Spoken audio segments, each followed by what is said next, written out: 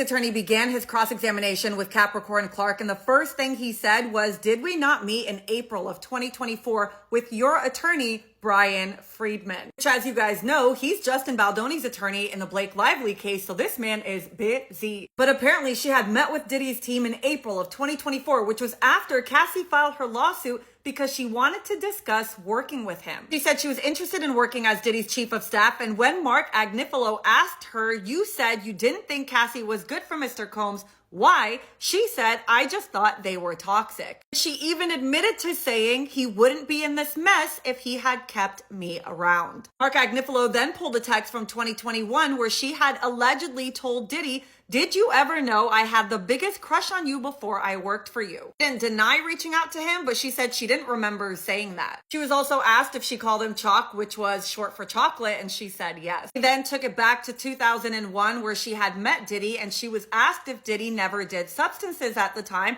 and she said he was doing X. Mark Agnifilo then said, "But it got worse," and she said yes. She was then asked if she had worked for Def Jam and Run DMC, and she said, "I don't go back that far. I'm more Foxy Brown, Redline, Jay-Z." And then he asked her, "So how did you come to work for Mr. Combs?" She said she put her resume on Monster, and he said, "You'd work for me." And I was like, "Maybe." He was acting on Broadway in Raisin in the Sun, and I was impressed. Then talked about how she had shadowed him on the Vote or Die campaign, and she said, "My job was to get the t-shirts on the celebrities and into the photo shoots. I'd call them and say Puff wanted them to come." Mark Agnifilo said, "And they came?" And she said, "They did." She was asked how long was that before the jewelry went missing, and she said about 4 months. Asked when did the jewelry go missing, she said it was after the 4th of July, and said that he had the white party that we all know on the 4th of July at his house in the Hamptons. Asked who else had gotten a lie detector test, she said Mike B, his stylist. She said she never took it to HR, but she did get fired for 3 weeks. She then said she came back to work for Diddy on his 35th birthday, and she was in charge of the celebrity list. When she came back between 2004 to 2006, she was making $65,000 for him and then $90,000 at Jive. Asked why she came back to work for Diddy, she said she had gotten top records for R. Kelly and he was impressed. He asked her to come back. It was for his brand, Sean John, but for women. He then goes on to say that she thought she was a really good employee for him, and then said that she worked really hard,